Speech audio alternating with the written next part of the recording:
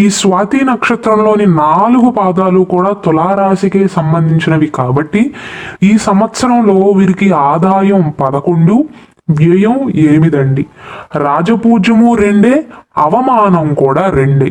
ఈ 2025 సంవత్సరంలో శని యొక్క ప్రభావం కనుక చూసుకున్నట్లయితే ఈ సంవత్సరం ప్రారంభంలో అనగా 2025 జనవరి నుండి 2025 మార్చ్ 29వ తారీఖు వరకు శని భగవానుడు కుంభరాశిలో అనగా మీ పంచమ స్థానంలో ఉంటాడండి. దీనివల్ల స్వాతి నక్షత్ర జాతకులకు పిల్లలతో సంబంధాలు అనేవి మెరుగుపడతాయి. ఒకవేళ మీకు సంతానం ఉన్నట్లయితే మీ సంతానంతో సఖ్యత అనేది పెరుగుతుందండి, జ్ఞానం పెరుగుతుంది, సృజనాత్మకత పెరుగుతుంది. అలానే రాహు ఛాయాగ్రహమైనటువంటి రాహు మీనరాశిలో అనగా మీ 6వ స్థానంలో ఉన్నాడు కాబట్టి ఆరోగ్యపరంగాను అలాగే కార్యాలయంలో కూడా విజయాలను సాధించే అవకాశాలు ఉంటాయి. 2025 సంవత్సరం మార్చి 29వ తారీఖున శని భగవానుడు కుంభరాశిని విడిచిపెట్టేసి మీనరాశిలోకి వెళ్తాడు. అంటే మీ పంచమ స్థానాన్ని విడిచిపెట్టేసి 6వ స్థానంలోకి వెళ్తాడండి. దీనివల్ల శత్రువులు అనేవారు స్వాతి నక్షత్ర జాతకుల ముందు నిలవలేరండి మార్చి 29వ తారీఖు తర్వాత. ఒకవేళ స్వాతి నక్షత్ర జాతకులు కనుక కోర్టు కేసుల్లో చిక్కుకొని ఉన్నట్లయితే మీరు గట్టి ప్రయత్నాలు చేస్తే ఖచ్చితంగా మీ శత్రువుల ముందు విజయాన్ని సాధించే అవకాశాలు ఉంటాయి మార్చ్ మాసం తర్వాత.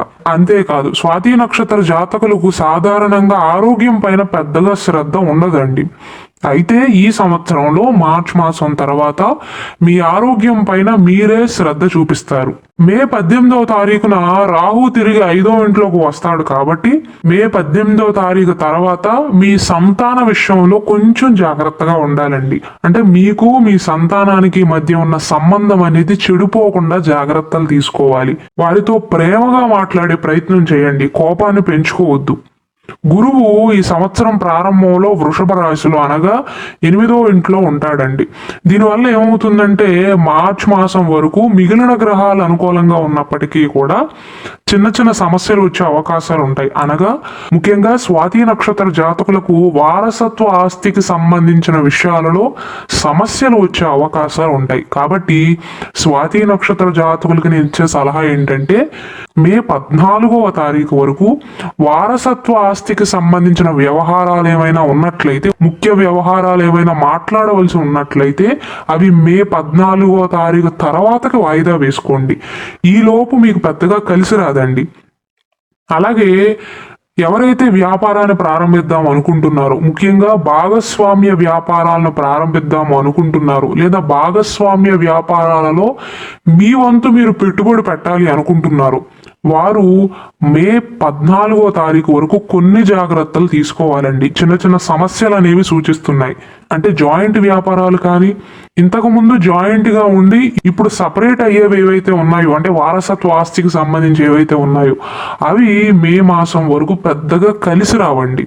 మే 14వ తారీఖున గురువు వృషభ రాశిని విడిచిపెట్టేసి 8వ స్థానాన్ని విడిచిపెట్టేసి 9వ స్థానమైనటువంటి మిథున రాశిలోకి ప్రవేశిస్తాడండి. దీనివల్ల దూర ప్రాంత ప్రయాణాలు చేసే అవకాశాలు ఉంటాయి.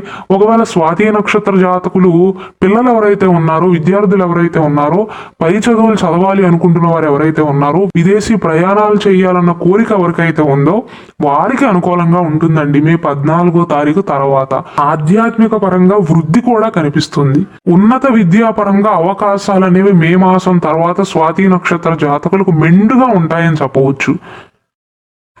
ఒక్క మాటలో చెప్పాలంటే స్వాతి నక్షత్ర జాతకులు ఆడవారైనా మగవారైనా ఏ వయసు వారైనా సరే ఈ ఫలితాలన్నీ కూడా వారికి వర్తిస్తాయండి.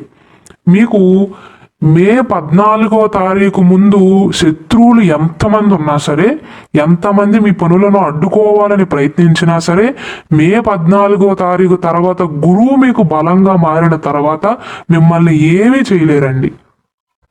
కాబట్టి శత్రుత్వానికి సంబంధించిన సమస్యలన్నీ కూడా మే మాసం వరకే.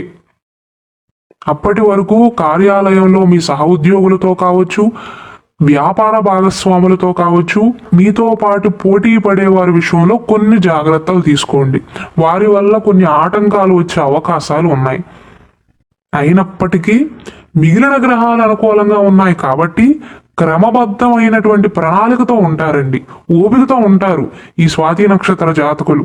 ఎంత కష్టమైనా సరే ఆ పనిని పూర్తి చేయడానికి సిద్ధంగా ఉంటారు, ఓపికతో ఉంటారు. కాబట్టి విజయవంతంగా మే మాసం వరకు మీకు వచ్చే అడ్డంకులన్నిటినీ కూడా చాలా సమర్థవంతంగా దాటవేయగలుగుతారు.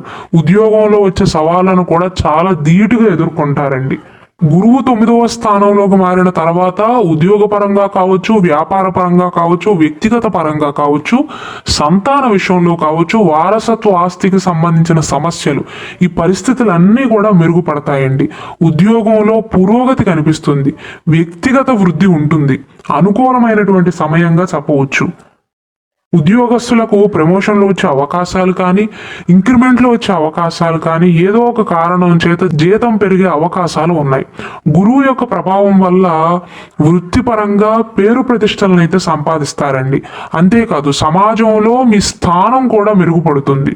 అయితే 5వ ఇంట్లో కేతు యొక్క గోచారం కారణంగా వ్యక్తిగత పరంగా కావచ్చు, ప్రొఫెషనల్ పరంగా కావచ్చు అండి, నేను చెప్పే సలహాలే మంచివి అన్న అహంకార ధోరణి అనేది ఏర్పడుతుంది మీలో. కాబట్టి స్వాతి నక్షత్ర జాతకులు అర్థం చేసుకోవాల్సింది ఏంటంటే, నా అభిప్రాయం నాది, వేరే వారి అభిప్రాయం వారి ఇష్టం అని వదిలేయండి తప్ప నా అభిప్రాయానికి తగ్గట్లుగానే అందరూ నడుచుకోవాలి అన్న మనస్తత్వాన్ని మార్చుకోవాలి. అయితే స్వాతి నక్షత్ర జాతకులకు ఆర్థిక పరంగా చాలా అనుకూలంగా ఉంటుందండి. గత సంవత్సర కాలంగా ఆర్థిక సమస్యలు ఎదుర్కొంటున్న మీకు ఈ సంవత్సరంలో స్థిరమైనటువంటి ఆదాయం వచ్చే అవకాశాలు ఉన్నాయి. అయితే సంవత్సరం మొదట్లో అయితే మీకు అంత అనుకూలంగా ఉండదండి. మొదట్లో డబ్బు సమకూర్చుకోవటానికి కాస్త ఇబ్బంది పడతారు. ఎటు తిరిగి మీకు మే మాసం తర్వాతే అన్నిట్లోనూ కాస్త శుభ ఫలితాలు అనేవి కనిపిస్తున్నాయి.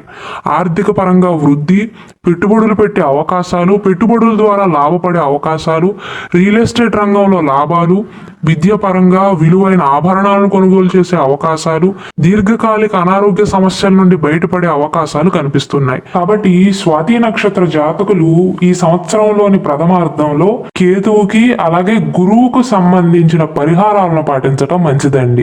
ఎందుకంటే గురువు మే మాసం వరకు, మే 14వ తారీఖు వరకు 8వ ఇంట్లో ఉండటం వల్ల కొన్ని ఆర్థిక సమస్యలు వచ్చే అవకాశాలు ఉంటాయి. అలానే ఆరోగ్యపరంగా చిన్న చిన్న ఇబ్బందులు ఉండే అవకాశాలు ఉంటాయి. కాబట్టి ఈ చెడు ప్రభావాలు అనేది తగ్గటానికి గురువుకు సంబంధించిన పరిహారాలను పాటించండి. ప్రతిరోజు లేదా ప్రతి గురువారం నాడు గురు స్తోత్ర పారాయణం చేయటం, ప్రతిరోజు స్నానం ఆచరించిన తర్వాత గురు దత్తాత్రేయ స్వామి వారికి కానీ లేదా దక్షిణామూర్తి స్వామి వారికి నమస్కరించటం, గురు మంత్ర జపం చేయటం మంచిదండి. అలానే పెద్దలను గౌరవించండి. అలానే కేతువు 12వ ఇంట్లో సంచరిస్తాడు కాబట్టి శారీరకంగా సమస్యలు లేకపోయినా మానసికంగా ఆందోళనకు గురయ్యే అవకాశాలు ఉంటాయి. ఏ పని చేయకుండా బద్ధకంగా ఉండాలి అనిపిస్తుంది. ఈ దోష ప్రభావం తగ్గటానికి కేతువుకు సంబంధించిన పరిహారాలను పాటించడం మంచిదండి. అంటే మిమ్మల్ని హోమాలు చేయమనో, యజ్ఞాలు చేయమనో, యాగాలు చేయమనో నేను చెప్పట్లేదు. కేతువుకు సంబంధించిన పరిహారాలంటే ప్రతి మంగళవారం నాడు గణపతిని పూజించండి.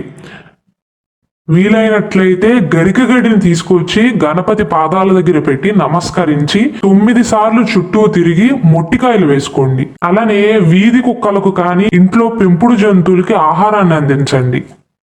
విద్యార్థులకి కనుక చూసుకున్నట్లయితే 2025 సంవత్సరం మే మాసం వరకు గురువు 8వ ఇంట్లో ఉండటం వల్ల మిక్స్డ్ రిజల్ట్స్ అనేవి ఉంటాయండి. జ్ఞానం అనేది పెరుగుతుంది, ఏకాగ్రత పెరుగుతుంది. పరిశోధన చేయడానికి కావచ్చు, చదువుకోవటానికి కావచ్చు, హయ్యర్ స్టడీస్ చేయడానికి కావచ్చు, పరీక్షలకు సిద్ధపడటానికి కూడా మంచి సమయంగానే చెప్పవచ్చండి. విద్యార్థులకైతే అనుకూలమే. మే 14వ తారీఖు వరకు విద్య పైన ఏకాగ్రత ఉంటుంది, కానీ పరీక్షలు రాసే క్రమంలో చిన్న చిన్న ఆటంకాలు వచ్చే అవకాశాలు ఉంటాయి. మే 14వ తారీఖు తర్వాత గురువు 9వ ఇంట్లోకి వెళ్తాడండి, 9వ ఇంట్లోకి వెళ్తాడు. దీనివల్ల చదువు పరంగా మరిన్ని అవకాశాలు వచ్చే అవకాశాలు ఉంటాయి. ముఖ్యంగా టెక్నికల్ రంగంలోనూ, ఇంజనీరింగ్, ఎలక్ట్రానిక్స్, విదేశీ సంబంధిత చదువుల్లో మంచి అవకాశాలు వస్తాయండి. అనుకూల ఫలితాలు అనేవి గోచరిస్తున్నాయి. అలానే స్వాతి నక్షత్రంలో జన్మించి ఉద్యోగం కోసం ప్రయత్నాలు చేస్తున్న వారికి కూడా చాలా అనుకూలంగా ఉంటుంది. విద్యార్థులకైతే మే మాసం ముందు బాగానే ఉంటుంది, మే మాసం తర్వాత కూడా బాగానే ఉంటుందండి. అయితే మే 14వ తారీఖు ముందు వరకు గురువు 8వ స్థానంలో ఉన్నంత వరకు చదువు పరంగా పెద్దగా ఆటంకాలు లేకపోయినా పరీక్షలు రాసే క్రమంలో ఆటంకాలు వచ్చే అవకాశాలు ఉంటాయండి. అలానే చదువు విషయంలో కోర్సుల్ని సెలెక్ట్ చేసుకునే విషయంలో మీ మనసులో ఉన్న అభిప్రాయాన్ని చెప్పకపోవటం కానీ ఇతరుల అభిప్రాయం మీద నడుచుకోవాల్సి రావటం కానీ జరుగుతుంది. వ్యాపారస్తులు చూసుకున్నట్లయితే 2025 సంవత్సరం మే మాసం వరకు ప్రథమార్థంలో సాధారణంగా ఉంటుందండి. చిన్న చిన్న సమస్యలు ఉండే అవకాశాలు ఉంటాయి. గురువు యొక్క ప్రభావం వల్ల ఆర్థికంగా కొన్ని సవాళ్లు ఎదురయ్యే అవకాశాలు ఉంటాయి. ముఖ్యంగా భాగస్వామ్య వ్యాపారాలు ఎవరైతే చేస్తున్నారో వారికి సమస్యలు అనేవి ఎక్కువగా ఉంటాయండి. మే మాసం తర్వాత గురువు 9వ స్థానంలోకి వెళ్ళిన తర్వాత వ్యాపారంలో అవకాశాలు అనేవి మెరుగుపడతాయి. వ్యాపార వృద్ధికి మాత్రం ఇది చాలా అనుకూలమైనటువంటి సమయంగా చెప్పవచ్చు.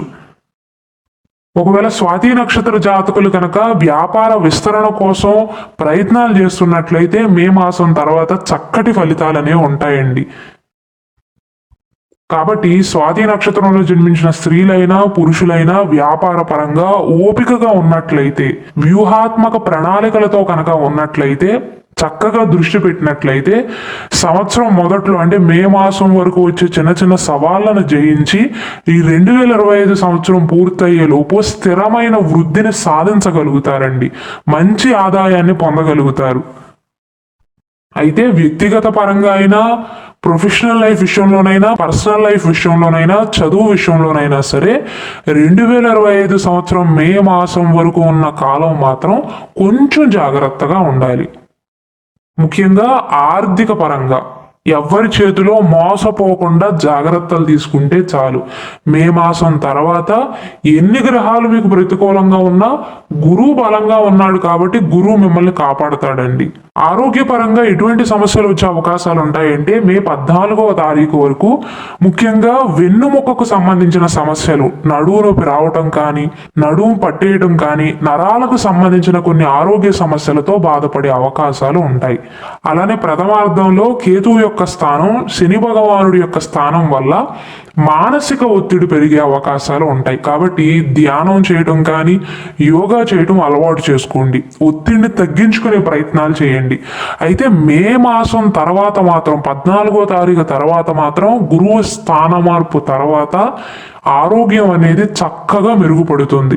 రోగనిరోధక శక్తి అనేది పెరుగుతుంది. శరీరానికి శక్తి వస్తుందండి.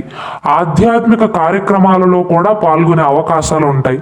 మనశ్శాంతి లభిస్తుంది. ద్వితీయార్థంలో ఒక పక్క శని గోచారం అనుకూలంగానే ఉంటుంది, గురువు గోచారం కూడా అనుకూలంగానే ఉంటుంది. కాబట్టి దీర్ఘకాలిక అనారోగ్య సమస్యలతో బాధపడుతున్న వారికి కూడా వారి ఆరోగ్య సమస్యలు అనేవి తగ్గుముఖం పట్టే అవకాశాలు ఉంటాయి. కావున స్వాతి నక్షత్ర జాతకులు శారీరక ఆరోగ్యం కంటే కూడా ఈ సంవత్సరంలో మానసిక ఆరోగ్యానికి ప్రాధాన్యత ఇస్తే 2025 సంవత్సరంలో శక్తివంతంగా ధైర్యంగా ఉండగలుగుతారండి. మొత్తం మీద చూసుకున్నట్లయితే ఉద్యోగ ప్రయత్నాలు చేస్తున్న వారికి మే తర్వాత ఎక్కువగా అనుకూలంగానే ఉంటుందండి. మే మాసం ముందు వరకు మిక్స్డ్ రిజల్ట్స్ అండి.